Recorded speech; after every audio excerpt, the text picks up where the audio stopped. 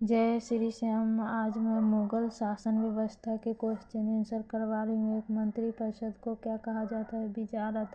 2 बाबर के शासनकाल में किस पद काफी महत्वपूर्ण था? वजीर पद। 3 सम्राट के बाद शासन के कार्यों को संचालित करने वाला सबसे महत्वपूर्ण अधिकारी कौन था? वकील। 4 औरंगजेब के समय अरशद खान के सर्वाधिक कितने वर्षों तक दीवान के पद पर कार्य किया था? 31 वर्ष। 5 जब कभी सद न्याय विभाग के प्रमुख का कार्य करता था तब उसे क्या कहा जाता? काजी। 6 लगानहीन भूमि का निरीक्षण कौन करता था? सद्र। 7 सम्राट के घरेलू विभागों का प्रधान क्या कहलाता था? मीर शमा।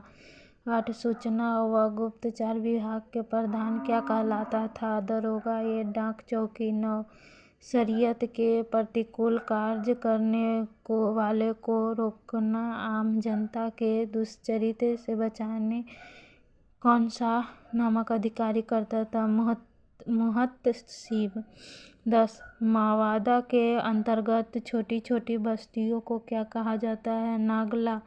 11 भूमि कर के विभागों के आधार पर मुगल साम्राज्य की समस्त भूमि को कितने वर्गों में विभाजित किया गया? 3 वर्गों में। 1 खालसा भूमि प्रत्यक्ष रूप से बादशाह के नियंत्रण में। 2 जागीर भूमि तनख्वाह के बदले दी जाने वाली भूमि।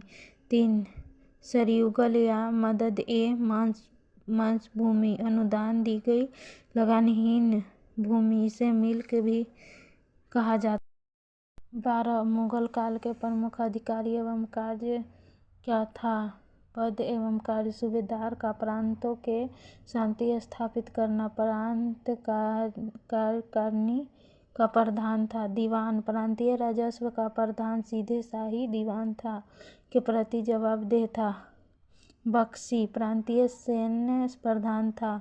फौजदार। जिले का प्रधान फौजी अधिकारी था। अमील या अमल गुप्तचर जिले का प्रमुख राजस्व अधिकारी था। कोतवाल नगर प्रधान था।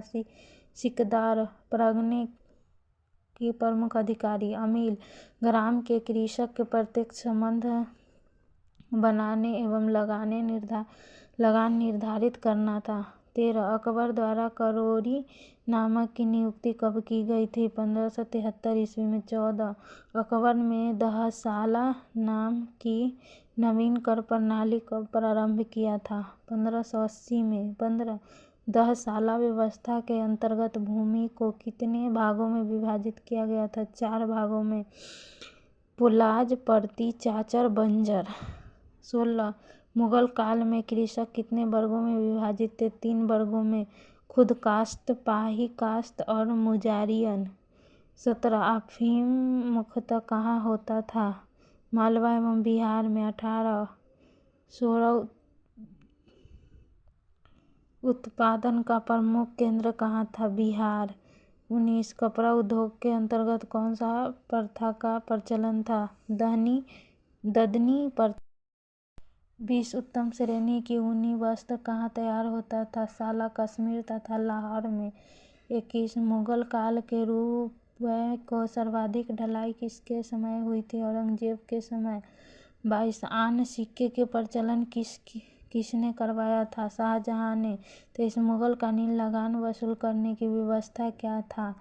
1 में गल्ला बख्शी, इसमें फसल का कुछ भाग सरकार द्वारा ले लिया जाता था।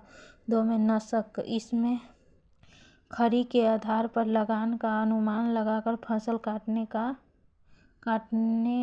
पर उसे ले लिया जाता था। यह व्यवस्था बंगाल में थी। और 3 जप्ती, इसमें बोई गई फसल के आधार पर लगान का निश्चित किया जाता था जो नगद लिया जाता था। 24 मुगल कालीन के सिक्के क्या थे? मुहर, यह मुगल काल का सर्वाधिक प्रचलित सोने का सिक्का था।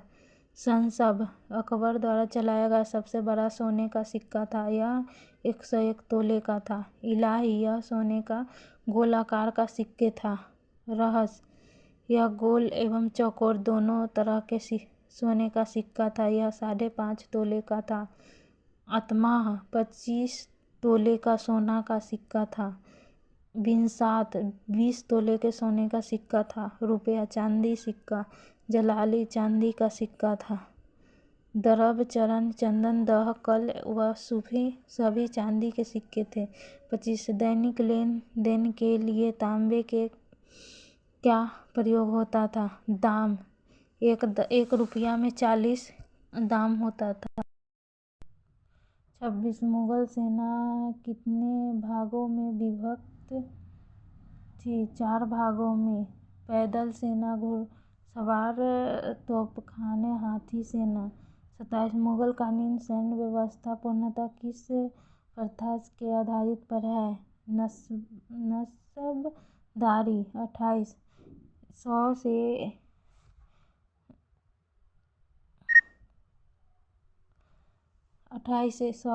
10 से 500 तक मनसब प्राप्त करने वाले क्या कहलाते थे? मनसबदार। 29 500 से 2500 तक मनसब प्राप्त करने वाले क्या कहलाते थे? उमरा। 30 2500 से ऊपर तक मनसब प्राप्त करने वाले क्या कहलाते थे? अमीर-ए-आजम। 31 अकबर के शासनकाल में ऐसे कितने मनसबर थे? 29 32 औरंगजेब के शासनकाल तक ऐसा कितने मनसबदारों की संख्या थी? 69 लाइक शेयर कमेंट सब्सक्राइब करें। जय